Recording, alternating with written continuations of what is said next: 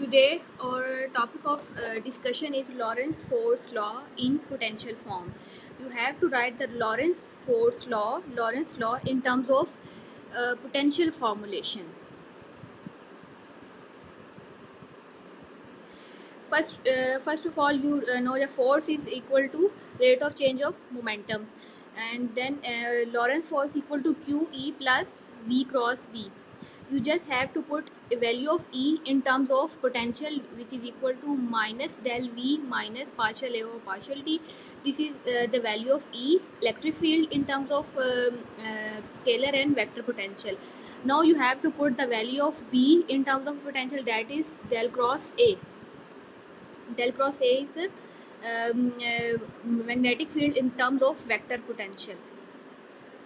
Here you can see the product V cross del cross A. To compute this, we use product law del V dot A equal to V cross del cross A plus V dot del into A. Just take the value of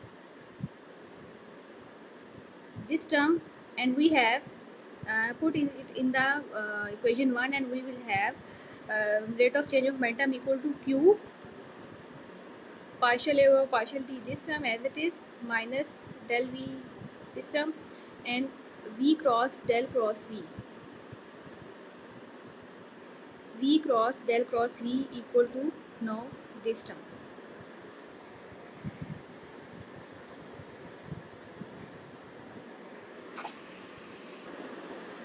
Now you can see we have 4 terms.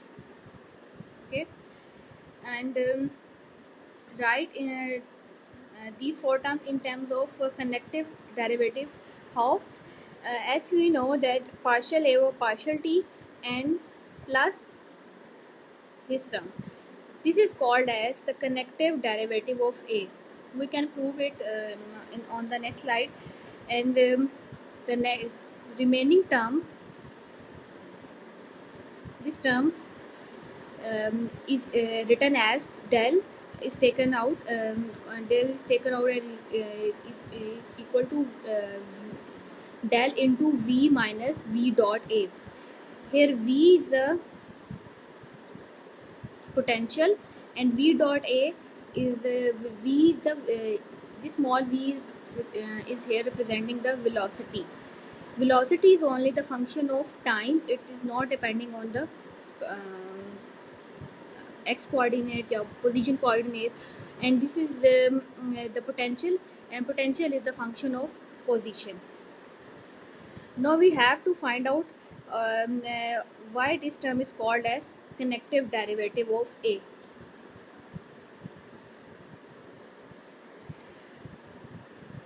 First, we understand the acceleration in terms of connective derivative. As we know, acceleration equal to rate of change of velocity. This is the total derivative of velocity, and it can be written as velocity is dependent on coordinates x, y, z coordinates and time. So it can be derived with respect to time and with respect to x, y, and z coordinate. But x, y, and z coordinates are again dependent on time, so they can also be derived according to time. First, you have to derive v with respect to time, and again time with respect to time. This will be equal to 1, and now you have to derive v with respect to x and x with respect to time. The all terms coordinates derivative of coordinate with respect to time actually equal to velocity. So we have write it you partial x over partial t or you can say dx over dt is equal to ux, dy over dt equal to uv. We have just posed this, and dz over dt equal to uz. These are the x, y, z components of the velocity.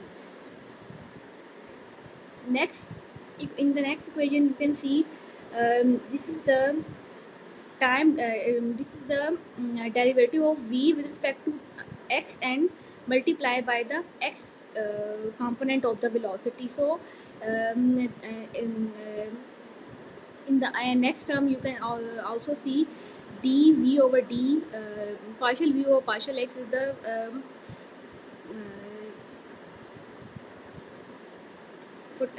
derivative of potential with respect to y, and u is the y component of the velocity. Again, partial v over partial z is the derivative of v with derivative of potential with respect to z, and this is the z component of the velocity. So these all three terms can be written as the dot product of u into gradient of v, and it is the partial v or partial t is written separately. Now this term is called as local derivative, and the remaining term is called as connective derivative of the velocity. Um,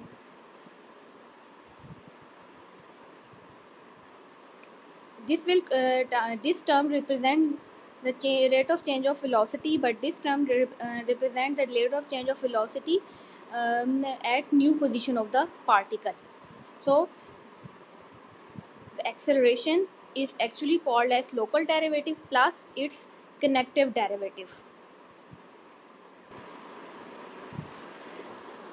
Now we will apply this concept on the connective to find out the connective derivative of vector potential A.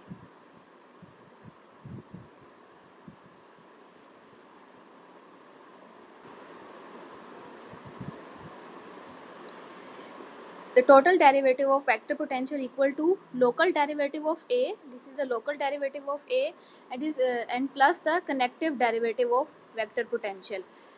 The total derivative mean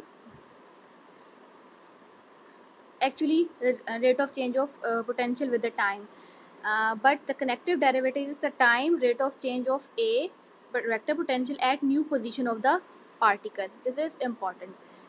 Now suppose initially particle is at position r at time t, so at position r with coordinate with time t it has the vector potential a r t, and just consider that it is moving, and after a later time dt it is at position r plus v plus dt. So, at this position the vector potential can be a r plus a is the function of r plus v dt comma t plus dt. Now we have to find the change in vector potential.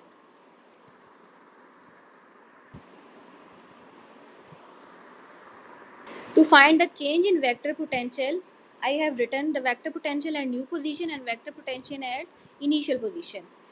So it will be equal to partial A over partial x into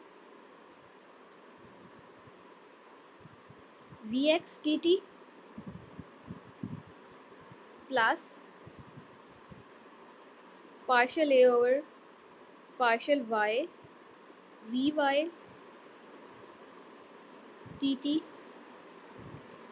plus partial A over partial z Vz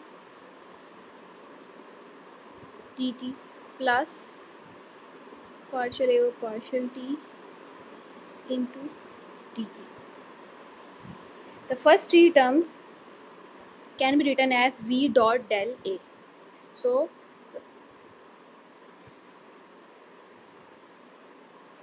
dA by dt equal to partial A over partial t. We have just divided dt, the whole equation, with dt plus v dot del. So this is the local derivative of A, and this is the connective derivative of A at new position.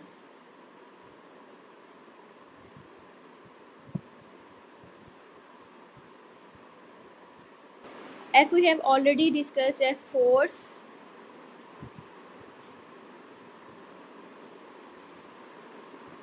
Lorentz force is equal to minus q partial a over partial t plus v dot del a plus v del into v minus v dot a. So this is the connective derivative dA over dt, and this term is written as it is. Now just we have to simplify or rearrange these terms.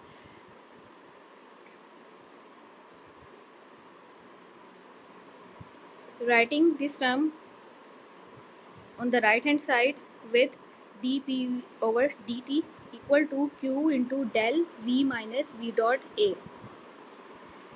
Taking d by dt common, we have del into q v minus v dot del a. Now we have to recognize this equation. This is actually this equation representing the Lorentz force in terms of potential. But how? Um, as we know, rate of change in the classical mechanics, rate of change of momentum equal to minus gradient of potential energy. U is the potential energy. So in this equation, P is replaced by P plus QA, and we called it as canonical momentum, and U is replaced by